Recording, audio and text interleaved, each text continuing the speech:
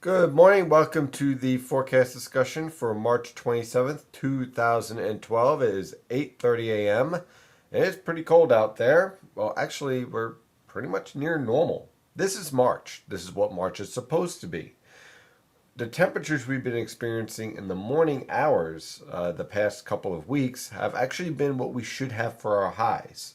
So, welcome to an actual March pattern.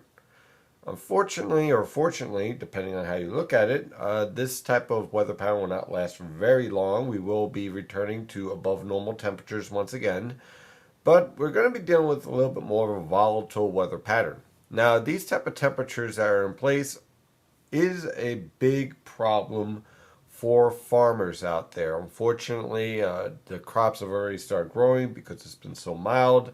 Then you get this type of freezing condition, this hard freeze that sets in, especially over portions of northern New Jersey, much of Pennsylvania, much of southeastern New York, and much of Connecticut. Well, unfortunately, that could kill your crop. So hopefully, everyone prepared themselves. I sent out a alert yesterday about that threat.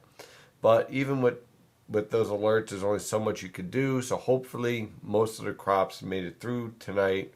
This is the coldest night of the 7 day period. So after this, I think we're going to be pretty much in a much better position as far as temperatures. But unfortunately, the damage may have already been done. Now, when we take a look at the infrared satellite picture, we have high pressure building in, clear skies throughout the entire northern mid-Atlantic. You can see the cold air building in with the clouds right here. You can see some feathery like clouds coming right off the ocean right here. That's basically the cold air moving over the Gulf Stream, the northern portion of the Gulf Stream, and so you get these clouds developing. So that kind of gives you an idea where this cold air is moving from northwest to southeast. And the good news is that the pressure gradient is starting to break down a bit, and as a result, we won't experience as strong of winds as what we experienced yesterday afternoon. So winds will range anywhere from 5 to 15 miles per hour through this morning, and then anywhere around 5 miles per hour for this afternoon. Taking a look at the water vapor satellite picture, one of my favorite satellite pictures to look at for the pattern overall. You can see our high pressure is in control. We are on the back side of a trough right here, and that means we have a convergent northwesterly flow, which means clear skies, cooler temperatures, but overall tranquil weather pattern. Notice where our upper level low is going over the northern plains. It's moving up towards Canada. That's a key point here because that's going to drive warm air that is currently sitting up over the Tennessee River Valley and Mississippi River Valley towards the northeast, and that means we're going to be back in the mid to upper 60s by tomorrow afternoon.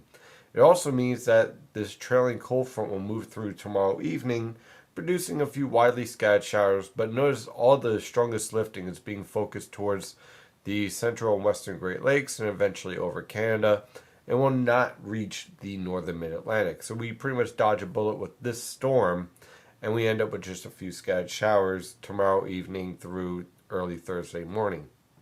Let's take a look at the model guidance from the European model guidance from the Penn State EWOL website, and you can see again this evening, high pressure is in control, tranquil weather condition. Now we are dealing with a rather progressive weather pattern.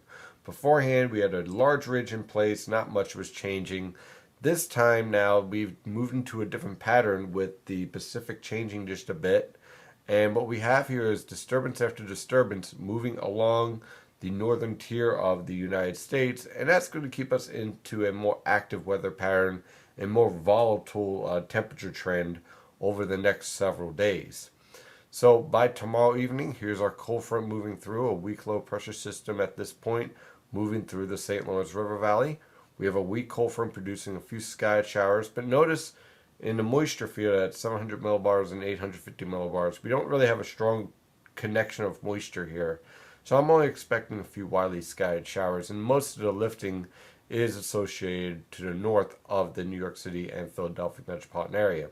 High pressure will generally be in control through the rest of this upcoming week. We'll be dealing with a few disturbances moving through, especially on Saturday night into Sunday. But for the most part, these disturbances will lack moisture and only produce a few sky clouds and some isolated showers. This is not a major rain event whatsoever.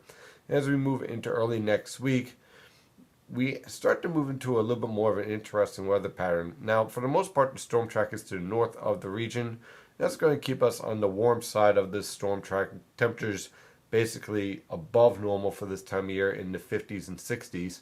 No 70s and 80s, but then again, that was about 30 degrees above normal. So what we're dealing with is a storm track to the north of the northern mid-Atlantic with a threat for showers returning Monday night. Not really a major weather event whatsoever. Now, when we move towards the long-range weather pattern, I just want to point this out. The European model guidance is producing a rather vigorous upper-level disturbance diving through the Tennessee River Valley by the middle of next week. Now, I want you to keep an eye on this ridge. What happens is that this ridge is forced to the east towards the northern plains. This is not, I repeat, not a negative NAO pattern. You have a trough building over Greenland and over the northern Atlantic. This ridge is not the result of a ridge building over this upper level low. This is a ridge that is being forced from the west coast and being forced into the plains because of this upper level disturbance here. Now, you can see there's a lot of volatility in this forecast. You got a lot of disturbances here. And you have to question just how close this disturbance is going to be to the coast. So I wouldn't buy into this storm just yet. Pacific pattern-wise in what we call the Mann-Julian Oscillation going into phase 8 is favorable, but it's no guarantee. And when I see something like this, where you're seeing a ridge being forced from the Rockies into the northern plains and building, that tells me we're dealing with a progressive weather pattern still. And if you're getting disturbances moving into the west coast, that means this disturbance is more likely to be out in the Atlantic rather than along the east coast. So there's something to keep an eye on for next week. We could be dealing with a little bit of rain, but I don't think we're dealing with a major storm. I don't think this is a pattern favorable for a major storm for next week. That is your forecast for today. I'm your meteorologist, Stephen DiMartino. If you have any questions or if you look for the latest weather information, go to nynjpaweather.com or nynjpaweather on Twitter and Facebook. Have a great day. Stay safe out there.